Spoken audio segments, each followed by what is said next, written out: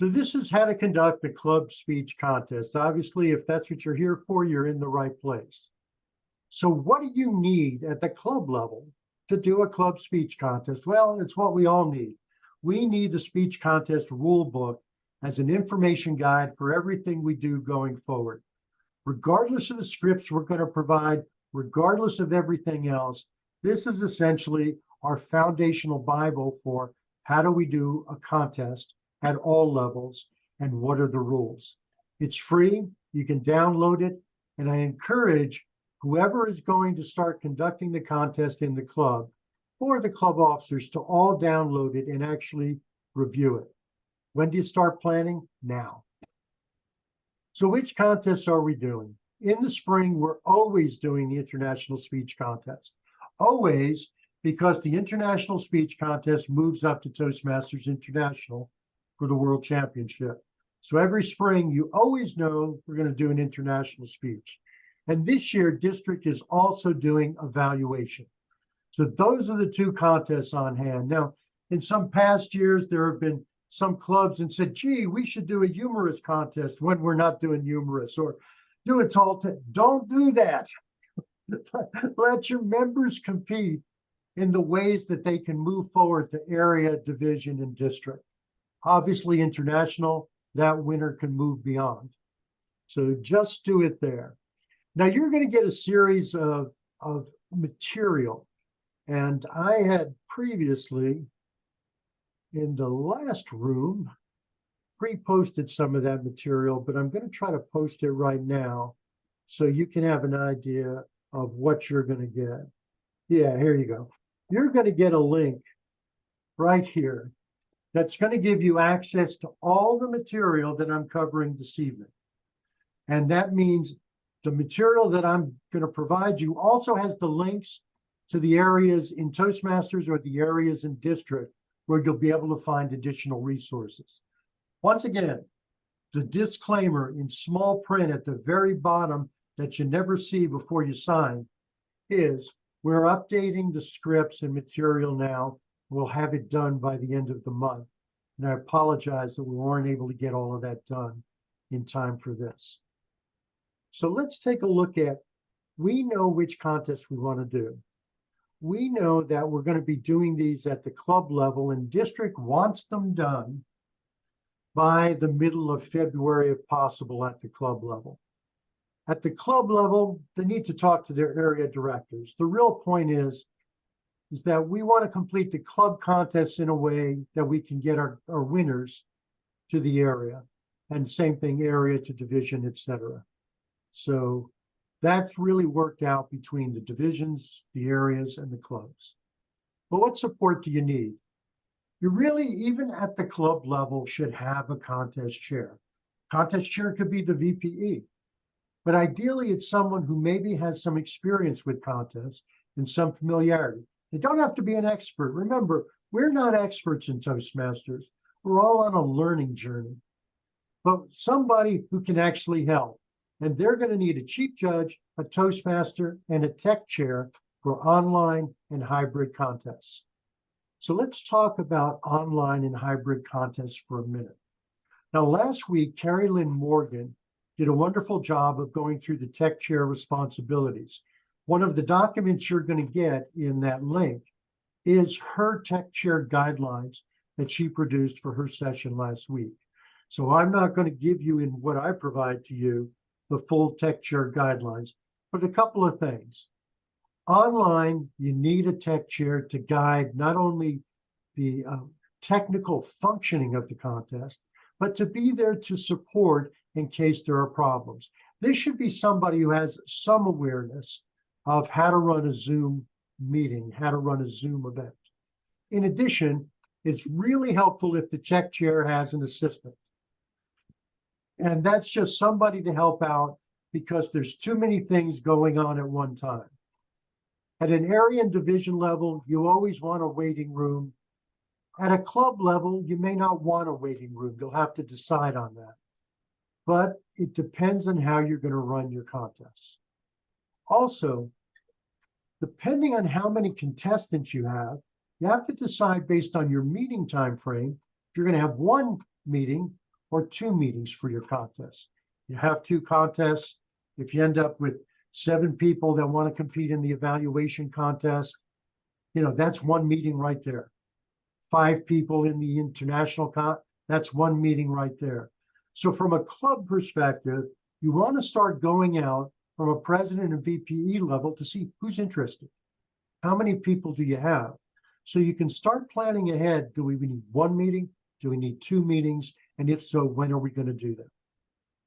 That also goes to the issue of how many Toastmasters do you need? Here on this, I say 1 or 2, chief judge 1 or 2, tech chair 1 or 2. In most clubs, you probably have the same person, could be your sergeant at arms, could be someone else who runs your tech. And they're probably going to run your tech for all meetings. But that may not be possible. But the chief judge, if you're going to do it 1 day, 1 meeting, you only need 1. Toastmaster, you only need 1. But if you're going to do it over 2 meetings, you may have different chief judges and different Toastmasters. That's all part of the club planning that needs to happen early on. You need to decide on that. And you need to be ensured that your chief judges are not looking to compete. Although, if you do 2 meetings and 1 wants to compete in the evaluation, they could be the chief judge for international or vice versa. You can be flexible at the club level. Don't feel restricted. The other issue, and you can, by the way, jump in with questions anytime. And I jump back and forth with slides. And if you want to add anything or specific issues you've experienced. The other issue is ballot counters. So 1 or 2 timers, 1 or 2 judges, at least 5, and a test speaker for evaluation. So let me cover this again. One thing I didn't touch on earlier was in person. If you're going to do an in-person contest, you won't need to have some of the things you require for online or hybrid. You won't need a tech chair. If you're going to do an online contest, we're going to be providing Google Forms for the judges' ballots for both evaluation and international by the end of the month. So you'll be able to pull those into a central place for your judges to use them. We also have a ballot counter tally sheet that's electronic that you can use, and it tallies up for you when the ballot counter and the chief judge put in the results from the judges. So you're going to have those 2 electronically, and for online, that's very clean. For hybrid, just so it's not confusing, we recommend all the judging and all the ballot counting still be online. That you don't use 2 methods of saying, oh, well, the people in the room will collect paper ballots and the people online will collect electronic ballots. Keep it very simple. Now, when you go to in-person, you may go to automatically just using paper ballots. That's your choice. That's your call. You will have the ability to use the online ballots, the online tally, but that will be your call. Does that make sense before I go forward? These are some of the distinctions of the setup. Okay. Now, when it comes to ballot counters, because when you're using the online forms for hybrid or electronic, the ballot counters and the chief judge can go electronically to a breakout room or a separate room outside the room, and electronically look at it. Everybody can look at it at one time. So somebody can be physically there, somebody can be in a breakout room, doesn't matter. If you're in person, you need to have a separate room for the judges and ballot counters to go to. If you're hybrid and you have judges or ballot counters physically in the room, they need a separate room to go to. Anything that's electronic or online, of course, you use a breakout room. Again, all at the discretion of your tech chair. Now, TI offers a lot. Any questions before I move forward? I actually was trying to rush through the first part because I kind of got started without you and you were waiting patiently. What's the material needed? Toastmasters provides all the materials that are available for free download. The speech contest rulebook, speaker's certification of eligibility and originality, speech contest timer record sheet, and everything else that you could possibly need, all downloadable, including participant certificates. which is fairly important. Now, the wonderful part about the participant certificates, from my perspective, maybe not your club's perspective, is you don't have to go buy a trophy. Although you could get a standard trophy to just say, Candy, first place in international, and hold it up. And then Candy comes up, shake her hand, and you can provide her certificate as a winner. You could do that if you want to do that. You can even do that. Yay, me, I won. Say again, Candy? I was just being a smart aleck. I said, yay, me, I won. Yay, you. But excuse me. But you can also do that online just for the show and the demonstration. But my feeling is with the participant certificates, as you provide those to your participants, not just the participants who support you, but the winners, that serves as a nice trophy from the club level for them to carry away. Now, at a club level, you may not have the built-in delays that you have at an area or division level for getting the results and getting the certificates prepared. If you have someone who's able to do that in a flash for the winners, get it done. But if you don't, just provide a sample certificate as a presentation and then send them the actual certificate by email after. The idea at the club level is to provide an experience of the contest, but be as flexible as possible to work within the time you have available. And to also, when we bring out the scripts of how to do this, remember, except for the rules, you can change the script any way you want to make it work for you. We want you to be as flexible as possible. We want your members to have an experience in the club of enjoying something different, the contest. We want your contestants to have an experience in the club that'll prepare them for moving forward. And we want the club members to get that familiarity of the contest process. So don't treat it as something to be rigid. Treat it as something as a variation of a club meeting. Any questions on that? Now, does anybody here have a totally in-person meeting? Raise your hand. Nobody. How many of you are hybrid?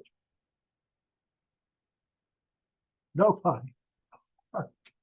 Well, oh, there you are. Offie and Jane and Julie, you're hybrid? Oh, okay, and Rekha. Okay. Did I say that right? Is it Rekha? Yep, perfect. Thank you. Thank you. Okay, and Joseph. I see you, Joseph. Okay, good. So I'll continue to talk about those two and try to make minimal reference to in-person. I think we can figure out that on our own, but just know how to do our online and hybrid especially. We definitely recommend use the online judging, use the online ballot tally, and keep it very simple, whether someone's in the room or someone's online. Now, one thing that keeps coming up is we know judges are supposed to be anonymous. The real point is judges are not supposed to be known to the contestants, so the contestants direct everything. Like if I know Joseph's a judge and I make all my eye contact with him, so he says, wow, did that guy make eye contact with me? That's really the whole thing. But we also recognize if somebody's sitting there on a phone or on a laptop, you're probably going to know who the judge is. Here's what I say at the club level. Big friggin' deal. This is about the experience, not the rigidity of the boundaries. But at a club level, TI does recommend you have at least 5 judges. The judges at a club level only need to be a paid member of the club. Now, I'm going to explain something that happened to me years ago. This was an area contest, by the way, just to show I know I'm shifting a little. But an area director came to me and asked me to be his contest chair. And I said, okay, I'll need help from you. You know the clubs. Please reach out. Get me some judge contest candidates. Get me some ballot counters. Get me some timers. Get me everything else. Nothing. I keep reaching out to him. Nothing. Keep reaching out to him. Nothing. Comes contest day, I have no judges.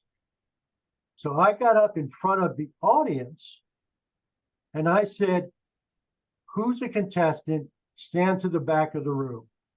And then I told everybody else, you're all judges. We then held a mini class on how to be a judge. So here's my point to you. I think using as many of your members as possible to be a judge at your club contest gives them that experience. It's something different. It's not an evaluation. Try not to be limited if you don't have to. Let them all be judges and participate in that. Also, evaluation, you only have to be a paid member of the club and a club in good standing. We do know at the international level, you have to have completed level 1, level 2 of any path and pathways in order to be eligible at the area, division, and district level and to move forward. But at the club level, you don't have to. If somebody who just joined your club wants to try the international contest, let them do it. They can't go forward, but why not give them the experience? This is where at the club level, you can turn this into a bigger event than just a contest. And I hope that makes sense for some of you as I'm addressing it. And it doesn't matter whether it's online, in person, or hybrid. Give them the experience. Now, you may have to sort it out later with the chief judge and ballot counters of who the qualified candidates are, because those are the only ones that they really want to award. But that doesn't mean you can't have other people participating just to be a part of it. I hope that makes some sense. And if it doesn't make sense, it's only because I'm on dope and dog food all at the same time. So Toastmasters provides all of these free. Now, you get ballot counter instructions. You need judge's guide and ballot. It's all in the material I'm going to give you. So you need judge's certification of eligibility and code of ethics, counters tally, tiebreakers, judge's guide and ballot, speech contestant profile, results form, speech contest resources from District 101, trophies and certificates for winners and participants. So let's talk a little bit about, let me go back, because judge's certificate of eligibility. A judge must have completed a competent Toastmaster if it was prior to Pathways or level 1 and 2 of any path and pathways, except at the club level. That's why any one of your members can be a judge if they've paid their dues. Any one of your members. So don't be restrictive on who can be a judge at the club level. It gives them good experience because later on at the area level, we're always looking for people who have experience at the club level. And at the division level, we're looking for people who have experience at the area level. And at the district level, they're looking for people who have experience at the division level. So we want to actually give our people the experience to be able to move up and be more effective as judges. Now, one other thing I'm sure you all know is that for the evaluation contest, you need a test speaker. The test speaker should not come from your club. Get one from outside your club. Another journey to the back, I participated in an area speech contest for evaluation. The test speaker came from the home club of the area director. The other evaluation contestant came from the home club of the director. 5 of the 6 judges came from the home club of the area director. I came in second. I don't think that was unexpected. I think it was expected. Everybody has their own bias. The only one who didn't expect it was the division governor. He said, I thought you were going to win. I said, not with those odds. Don't do that even to your club members. It doesn't allow them to really practice their evaluation to evaluate somebody they've seen speaking all along. Find out from your area director, if you don't have contact with your other clubs, if someone from another club is willing to come and speak at your club to be your test speaker. 5 to 7 minute speech. When I was division director, my 5 to 7 minute test speaker spoke for 16 minutes. He just would not stop. Just would not stop. He just would not stop. 5 to 7 minute speech. And then your evaluators can do their evaluations on that speech. Now, for online and hybrid, where there's two ways. Let's talk online. What happens is the test speaker speaks for the evaluation. Then the contestants are pulled away into a breakout room for 5 minutes. They have 5 minutes to prepare their evaluation. Generally, the sergeant at arms or someone, doesn't have to be the sergeant at arms, could be anyone, is there to observe them. At the end of 5 minutes, they're to put their hands up in the online environment to show that they're no longer writing or typing or doing anything. I know it's uncomfortable, but it's a lot easier than putting them behind your back for the police. So just put your hands up to say, I'm not typing, I'm not writing. In the hybrid environment, you're going to have to accommodate it both ways. You're going to need a breakout room for the people who are competing online, and you're going to need a separate room to pull the evaluators to for the people who are competing in person in the hybrid environment. Both of them should have somebody observing that they're not continuing to write or anything else. Doesn't have to be a sergeant at arms or a true official. Generally, one of the best things to do is to have someone in the regular meeting call to the sergeant at arms so the tech chair can actually send a message to the breakout room, say, will contestant one come forward? In a physical one or a hybrid, someone can go and tell the sergeant at arms or whoever's watching them, please bring contestant one forward or contestant two. You'd have to keep track of where contestant two is, where contestant one is when you're in a hybrid environment, but that's not that challenging to do. Does that make sense? Does everybody get that? Okay. Unfortunate, Philip's shaking his head, so I'm taking him as the answer for all of you.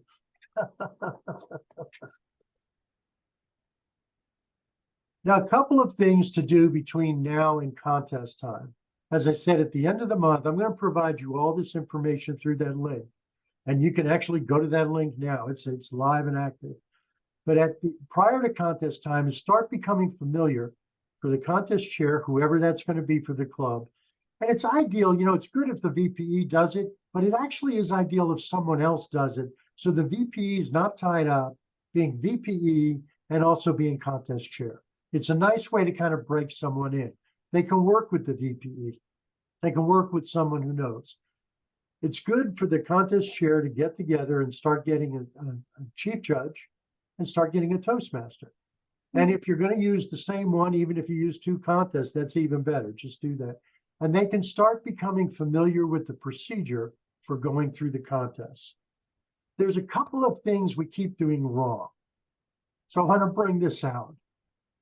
In evaluation, there's a tendency for people to say, contestant one, here in international, we give the name of the contestant, the speech title, the name. Well, some people have felt we need to emulate that for evaluation.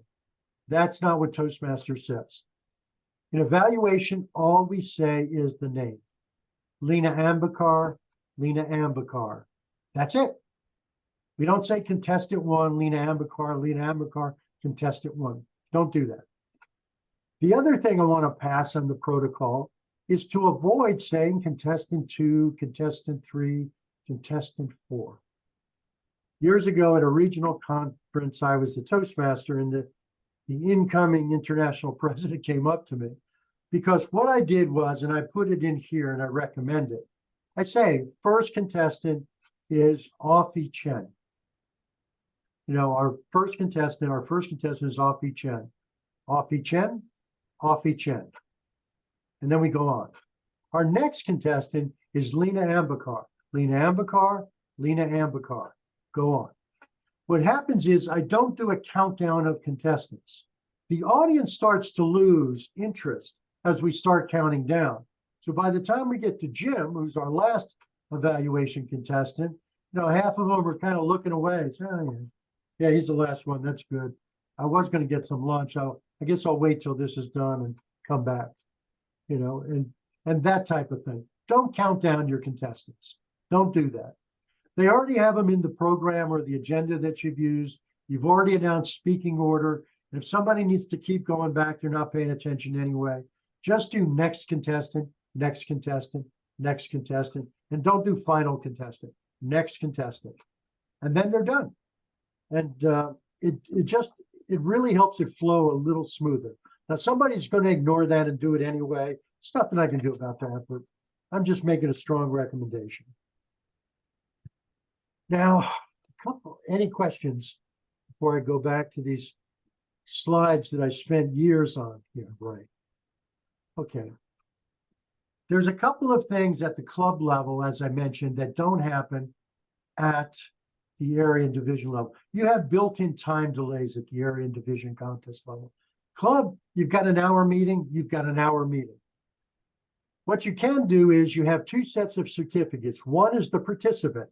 This is anybody who's done anything, a Toastmaster, a ballot counter, a timer, etc. All of that. You can do those in advance. You don't need to wait. And if somebody needs to step in at the last minute, you can send it to them after the contest. Don't worry. My recommendation is, because you don't know the winners at the club level, you can even do this online. Just hold the certificate up with no name. First place, second place, third place. Get the names put in there and email it to your winners. My thing is, I'm not trying to get you to do a cheap contest.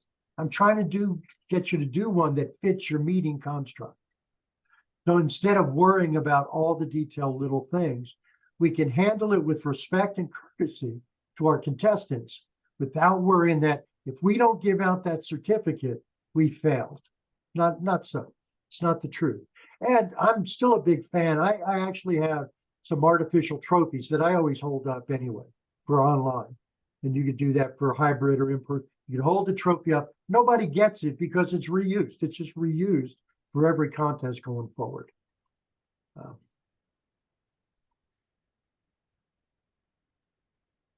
Trying to observe your time.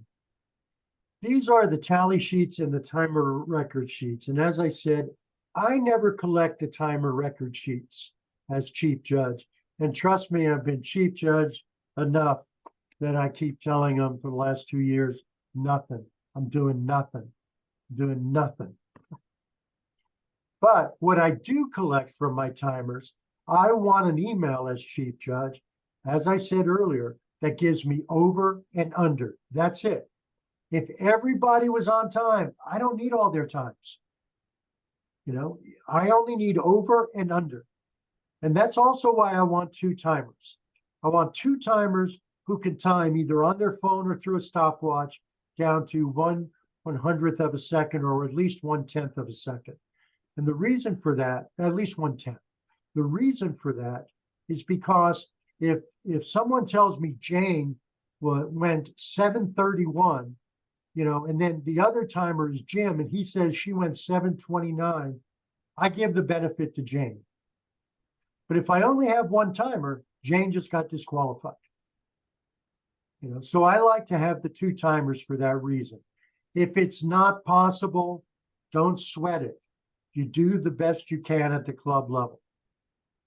But it's important that you actually run people through the contest process. Where am I going with that? At a club level, it's very possible you may only have one contestant for something. You know, somebody say, oh, I want to do international. Nobody else does. Nobody else wants to be a part of it. Run them through a contest anyway. Two reasons. One, they can get feedback from the club. You can have the club provide them feedback of their speech. And two, they can see whether or not they're on time. The worst thing to do would be to say, oh, we're going to send Solazar forward as our contestant. And I get up to the area level and I talk for 9 minutes. Why? Because they didn't really try it out in front of the club and get a testing of, no, I need to cut this, I need to cut this, I need to cut that. So if you have one contestant, Toastmaster, at the area and division level, you must do a contest for the one contestant. At the club, you don't have to, but I recommend you encourage them to at least present to the club. If you only have one evaluation contestant, let them evaluate at a couple of meetings to practice for different speakers. Try that out anyway. Just give them the practice and an opportunity to represent you well at the area. So again, club decisions. You could just kick the name forward. No one will ever know. No one will come to your doorstep. And Toastmasters International will not send you any letters about it. Just want you to know. Do what makes sense. We want the chief judge to be familiar with the contest rule book and the script, and to actually ensure compliance with TI's contest rules. This doesn't have to be hard. The scripts we'll provide will actually lay it all out. So a couple of things that are judges' eligibility at the club level, we already said, must be a member who paid their dues and the club paid the dues to TI. That's it, you know. Contestant eligibility. Evaluation must be a member who paid their dues and club paid it to TI. International actual contestants going forward must have 2 paths completed in pathways, in a path in pathways, in order to go forward. Anyone can compete at the club level.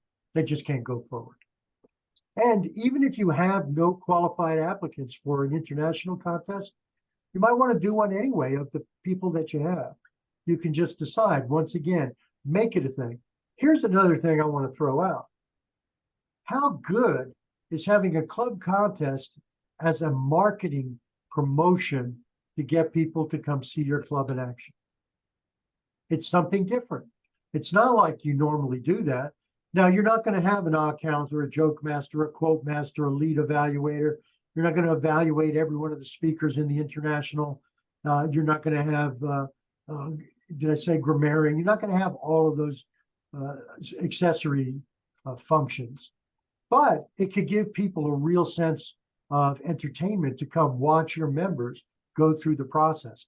Or even for the evaluation, to have the test speaker come in and have people come and watch how your people give different evaluations.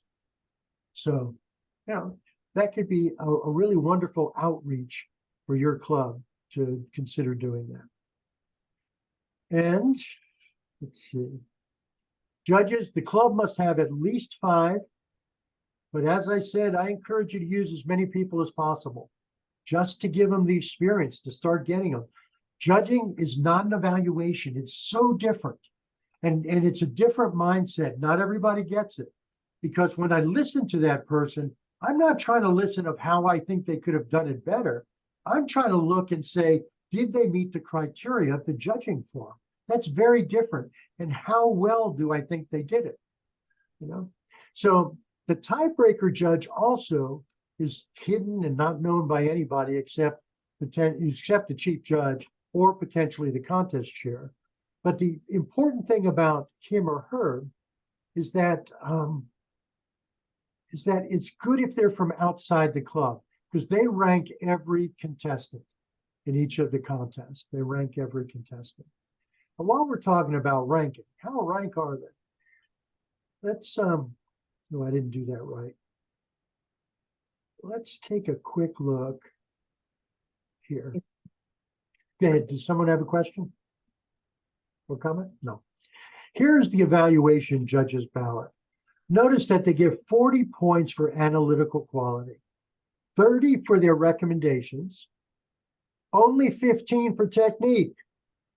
The reason I say that is because I am so tired of hearing, well, they didn't do a sandwich technique or they didn't do this. It's not about the technique. It's about the quality of the evaluation. And then how well did their technique support the quality of their evaluation? That's the difference of an evaluation contest versus just learning to do evaluations. And then a summation.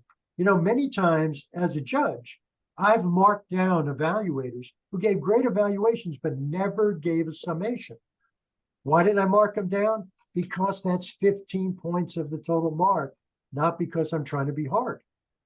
So it's important that people understand when we're judging against a concrete criteria that's not meant to be objective of how I think it is.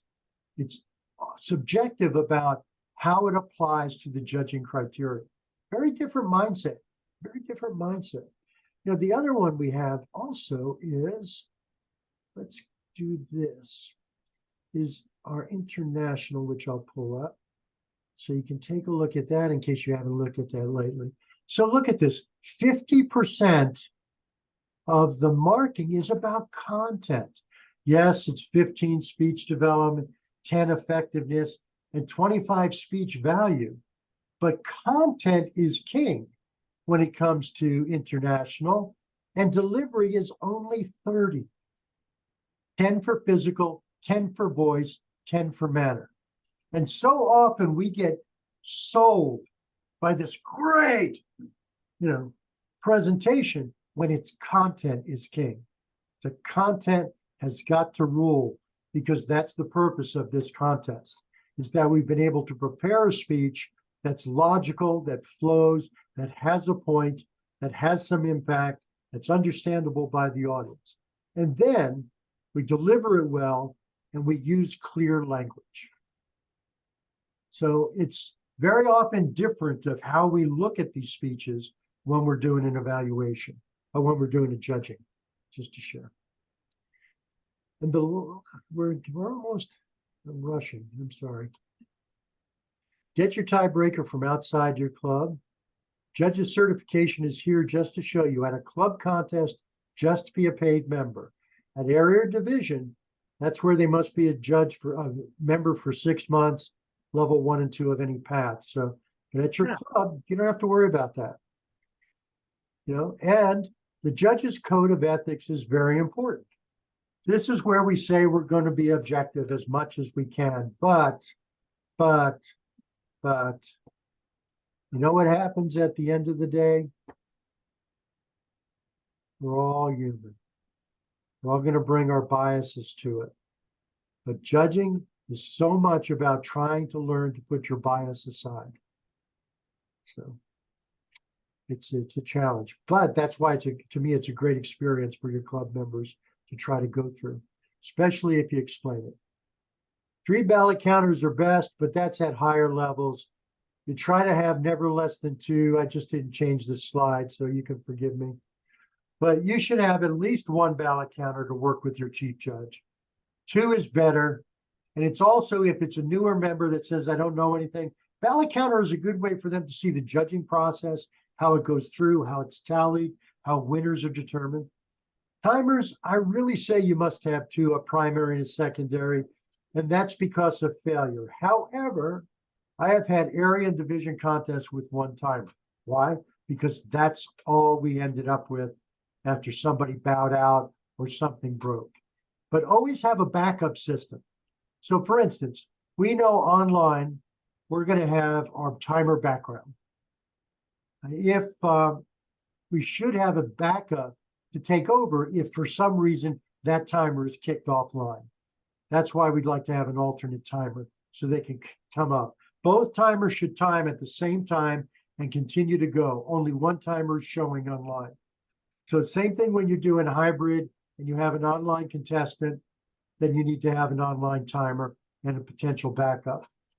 In person, it's really the technology more than anything else that's going to fail. That's why it's always good to have 2 stopwatches and maybe a timing light and a set of cards. Have something that's less fail prone, which is the set of cards. And make sure that they can be seen. There was a contest I was in about 20 years ago. I really couldn't see the light. I couldn't see what color the lights were at all. Never saw it. And I was asked about it later. I said, nah, I never saw it because I went over, and that's on me. But, that's still on me. Could have managed my time better, but I just couldn't see the lights. So make sure the lights are visible to the people who need to see them. Any questions there? No questions, because you really all want to go back and have something to eat. But this is my sarcastic comment. What to expect from a contest Toastmaster? Be certain he or she can read. It takes a lot of time to put together those scripts. And this year, we're trying to put together scripts for all the contests as much as we can at one time to have them consistent. But I have seen contest Toastmasters in dry runs at higher levels, not at the club, that just ask questions that's right in front of them in the script. So we want a Toastmaster that's going to read the script, become familiar with it. A chief judge, read the script, become familiar with it. A contest chair, read the script, become familiar with it, have a pretty good idea of how they want to run the contest. And at the club level, the emphasis is not only to support your contestants, but to make it fun so the rest of the club members enjoy the process. That's why I'm also a fan of making them all judges if possible.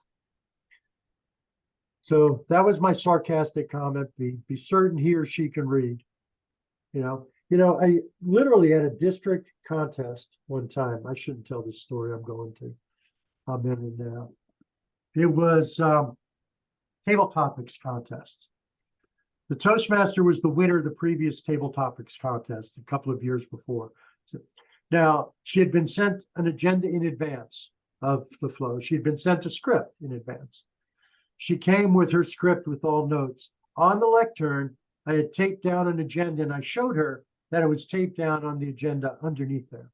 When she got rid with the last contestant, she stood there and said, "What do I do now?"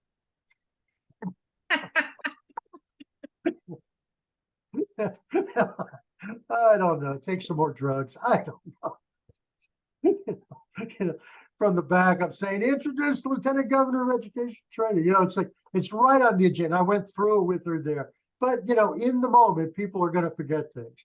But it does help if they kind of review the script and try to avoid that. We just deal with it when it happens.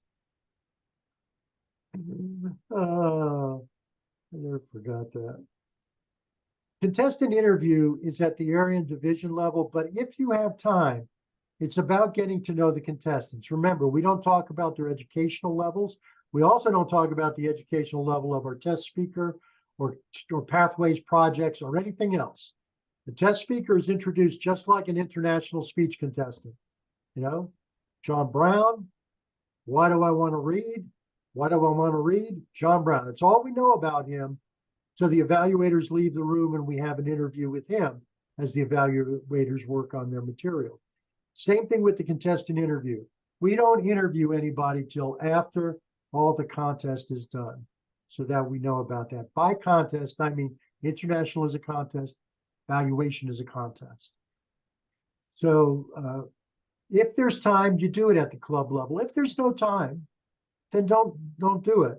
But you still need time for them to tally the ballots. Learn how to pronounce the contestant names and speech titles. I have to tell you, I do get irritated when I'm in a singing contest and somebody says, kind of like I said to Rekha today, I'm in the contest, I'm getting ready to introduce her, and it said, "Rekha, is your name Rekha? Did I say it right?" I should have known that before I introduced her. Our names are important to each of us. We should have that correct. We should honor the contestants with that and the speech titles and be flexible with last minute changes. Now, here's what district will provide on the district resources page. We're going to have the guidelines on how to conduct and promote a contest. We're going to have organizing a speech contest with the distinctions between online, hybrid, in-person, contest planning template, speech contest eligibility checker, which actually goes to TI. At the club level, you probably don't need to use it, but you can play with it and see if somebody is eligible. Toastmaster contestant briefing checklist, so that the Toastmaster knows what to brief for each of the contests. Chief judge briefing checklist, same thing. A lot of the material is redundant, but it's distinct for each contest.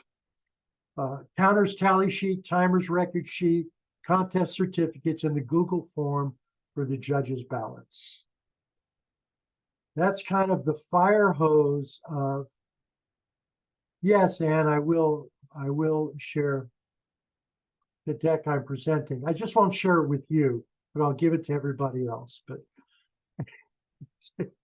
But I'll put it in the link. I will put it in the link. So thank you for being here, Anne, and thank you for letting me teach you. But one other thing I want to touch on is just important. It's protests. Protests are limited to eligibility, originality, or reference to another contestant's speech.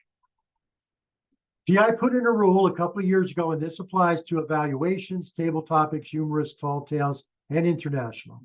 We can't refer to another contestant's speech that they just gave. Now, in evaluation, you don't see the other evaluations anyway, so it shouldn't happen. But any reference to Philip goes before me and then I come up in international state. Well, you know, as Philip was talking about, I've just disqualified myself.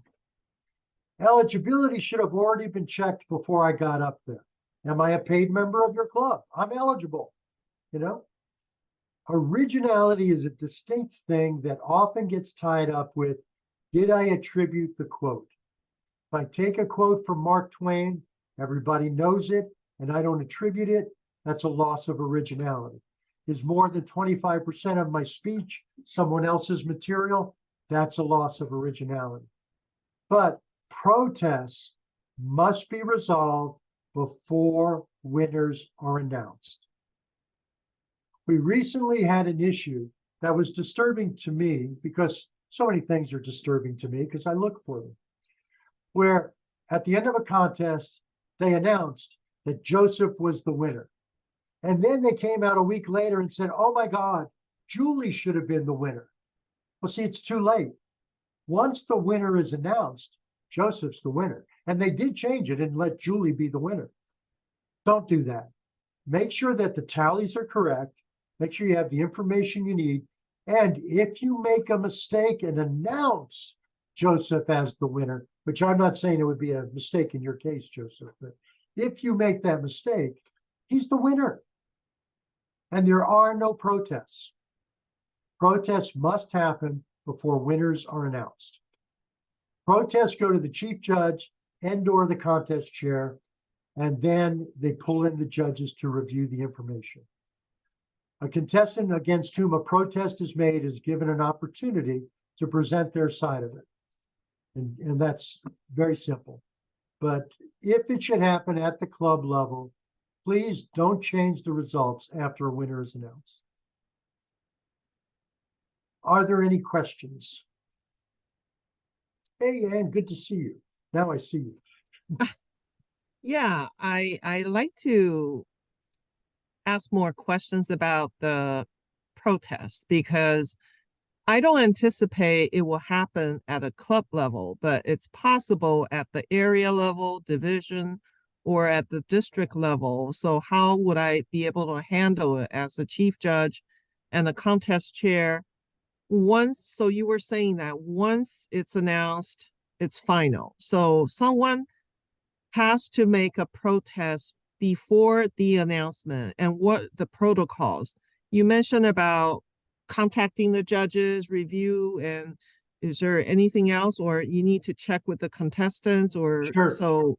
Well, actually, here's what happens is a protest can only come from a judge, not a tiebreaker judge, and not a chief judge. It can only come from a judge or a contestant. So when I'm chief judge, as a matter of fact, Ann, I'll tell you one way you can be sure not to have a protest. Don't make me chief judge. I always seem to get protests.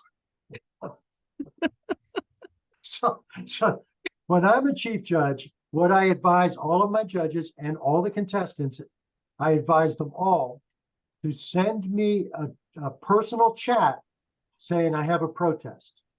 That's all I need. I don't want the details. I'll then let the contest chair know there's a protest. I'll pull together the judges and the chief judge, just the judges and chief judge, no tiebreaker, no ballot counters, not even contest chair. Contest chair needs to stay with the contest, into a breakout room.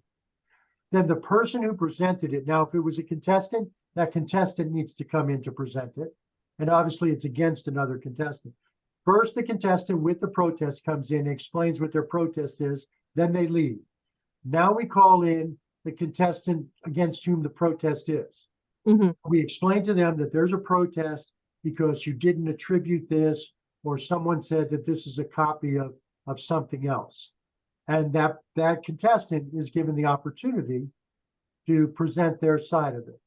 For instance, one protest we had that somebody said the entire speech was plagiarized. You know, the speech was actually available on the internet. And when the contestant was brought in, he said, yeah, I kind of plagiarized it. So he will be disqualified, obviously. He's not part of the voting process is what happens after that. So you just eliminate them. Now, when you're eliminating at the end, when you're announcing disqualifications at the end, you don't announce protests. You only announce time disqualifications.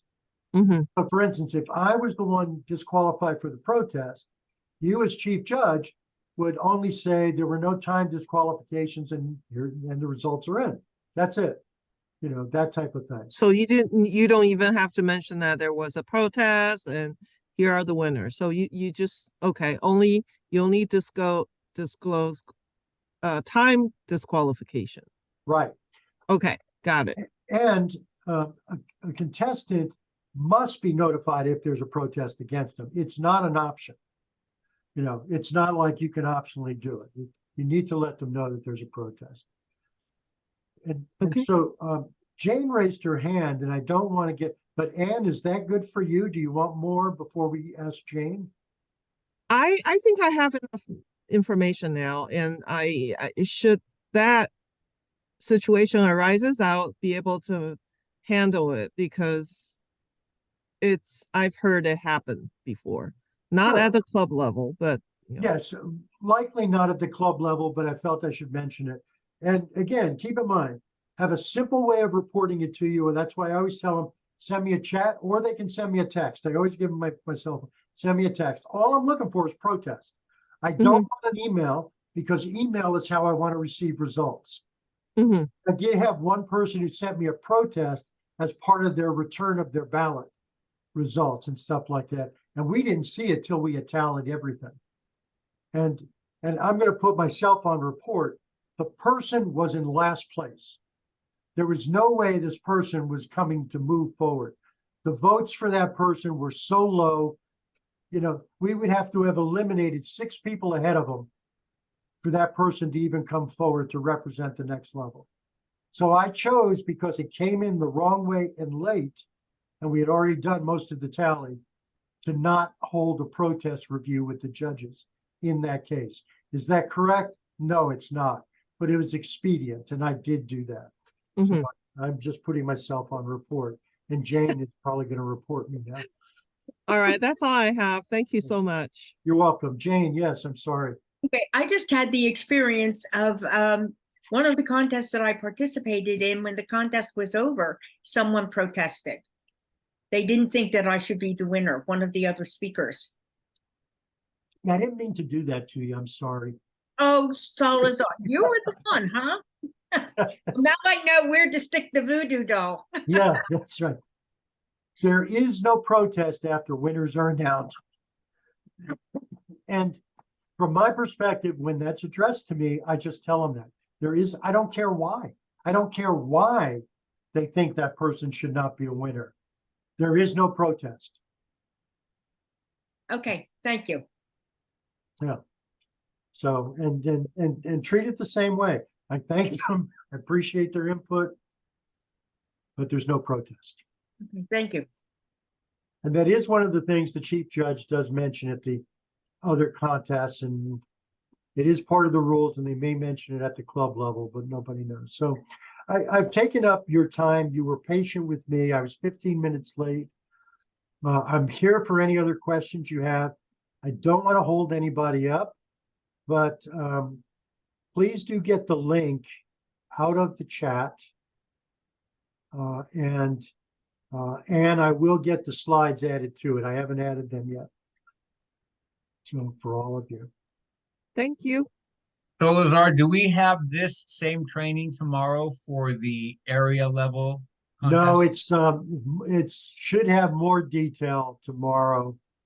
There always is some redundancy, but it should have more detail because tomorrow it'll be a little bit more about running the contest itself.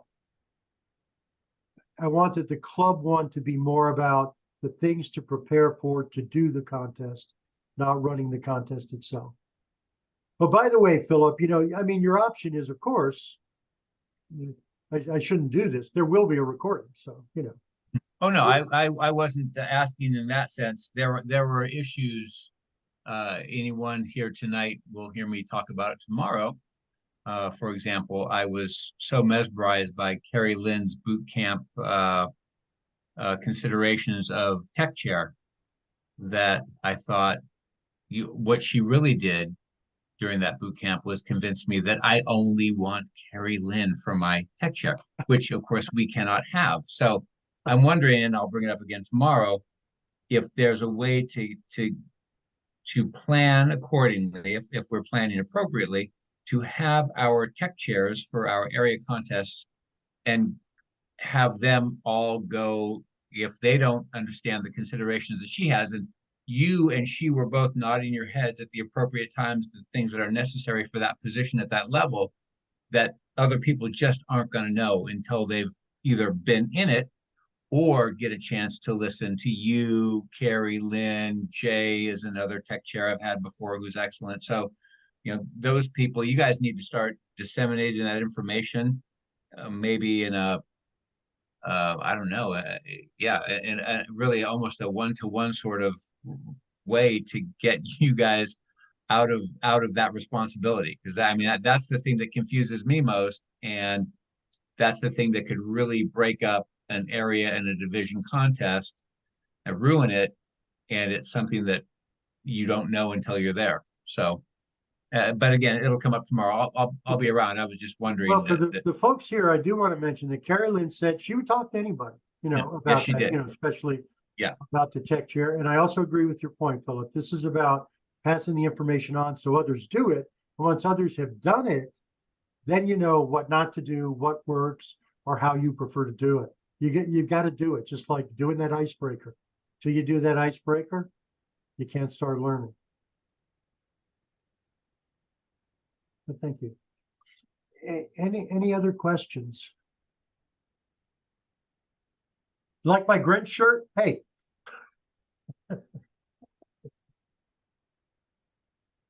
You stealing that Christmas tree, the Christmas ornament. All right. Thank you. Well, thank you all. And I will get the slides put up to that link. Did everybody get the link? Yes. Okay. Yeah.